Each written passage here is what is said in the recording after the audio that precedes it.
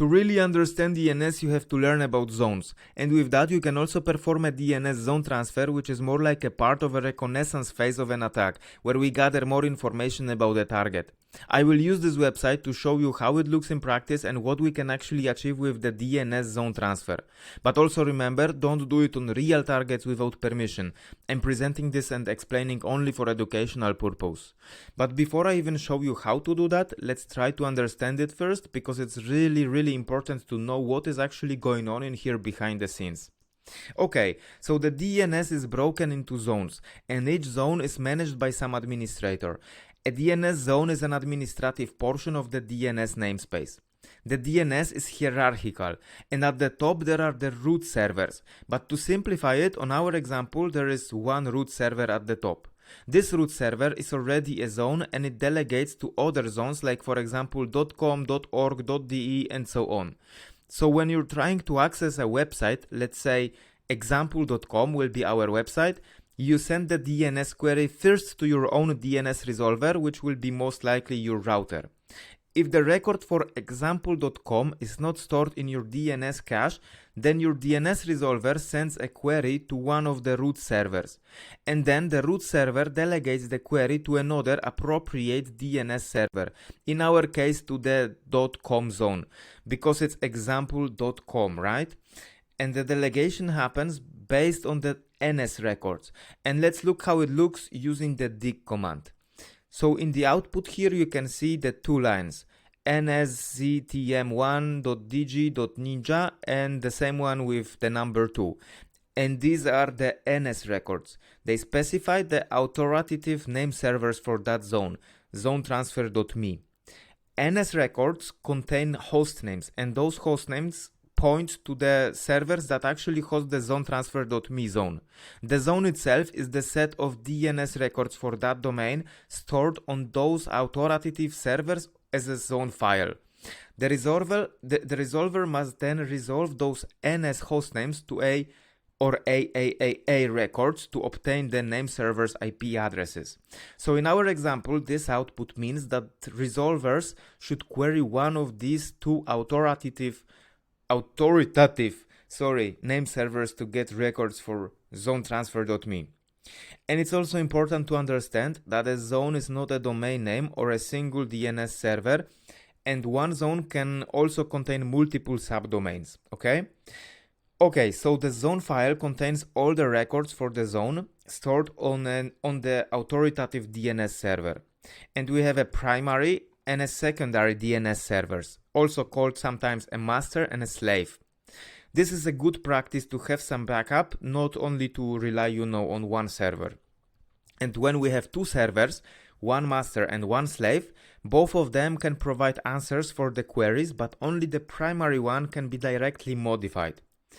And the zone file always starts from the SOA record, that contains a serial number. And if there is any change to the primary server, then the serial number in the SOA record will increase. So the secondary server perform periodic checks. They will check the SOA record. If it changed, they will initiate the AXFR or IXFR transfer to update the zone if the SOA record changed. So AXFR is a full transfer copy and IXFR is a partial one. So it is done because the authoritative servers, primary and secondary one, need to have the same data. So AXFR is very important to keep those servers updated, but if there is any misconfiguration, if the AXFR is allowed externally to be used, then the attacker can simply copy all of the DNS records. So as I mentioned in the beginning, this is more like a part of a reconnaissance phase for an attack, but really a powerful one because the DNS records can give us really a lot of sensitive information. Okay, so let's actually move from theory to practice now, and let's perform the DNS zone transfer. So we will use dig command line tool for that, and let's first take a look into the manual. So dig is DNS lookup utility, and generally I recommend reading more of this manual, especially if you're new to dig. And first I want to show you also one more thing. So let me just open Tmux and let's go into the dig help and head, because I want just a few first lines, because in Tmux I cannot really scroll. So we need this head to see the first few lines of the output. Okay, so here you can see the usage of DIG.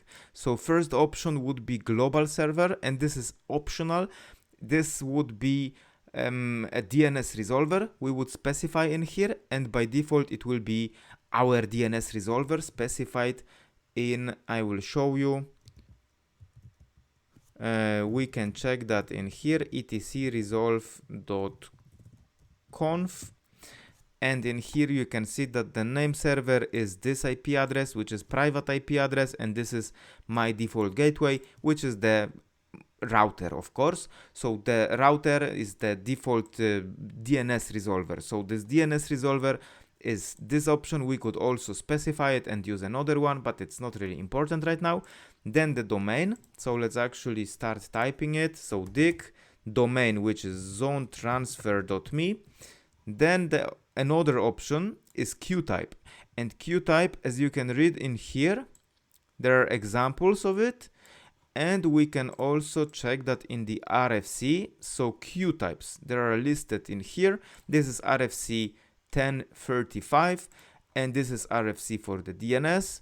So here you can see all the possible types, DNS types, records. So it's also worth taking a look in here. Then you have the query type values explained, and class values, and a lot of other things. So I also recommend reading this at least a bit. And now let's go back in here. So Q type. So as you can see, there are possible Q types that we can specify for DIG, and one of them is the AXFR that we discussed before. So this is the one used for zone transfer. So if you go into the manual and look for this AXFR, it will not be listed as a flag because it's not a flag itself, it's just a query type, yeah?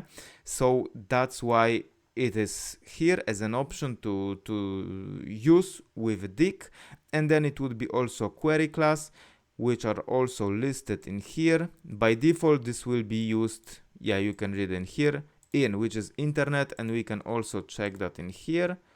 Somewhere it should be listed, yes, class values, and we have in the internet, but it's also not really that important right now. Okay, so we can move to actually performing the zone transfer. And first, before we actually do that, but let me also exit Tmux, we don't really need that anymore.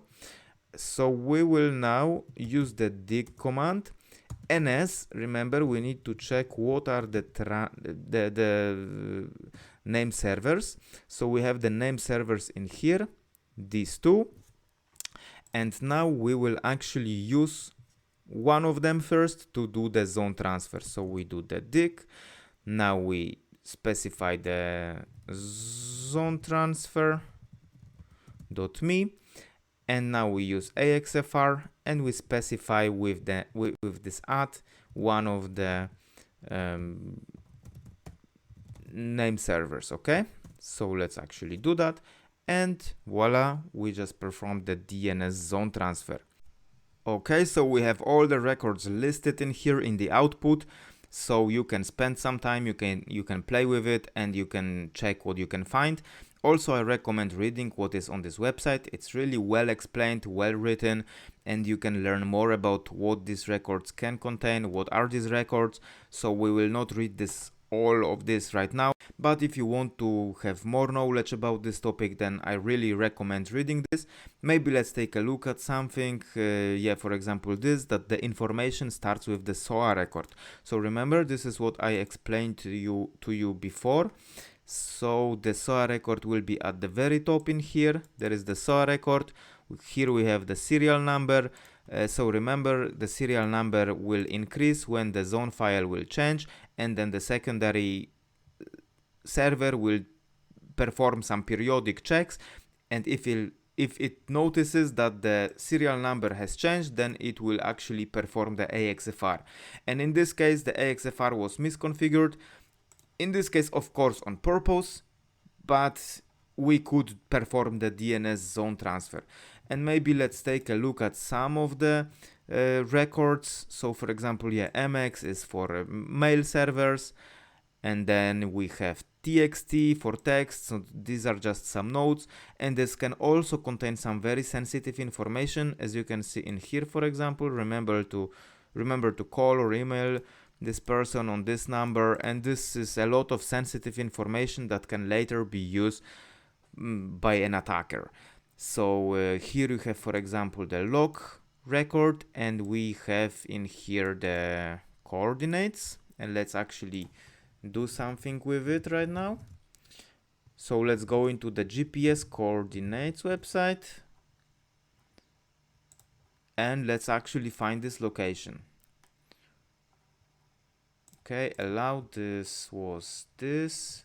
Okay, we have the latitude 53, 20, 56.558.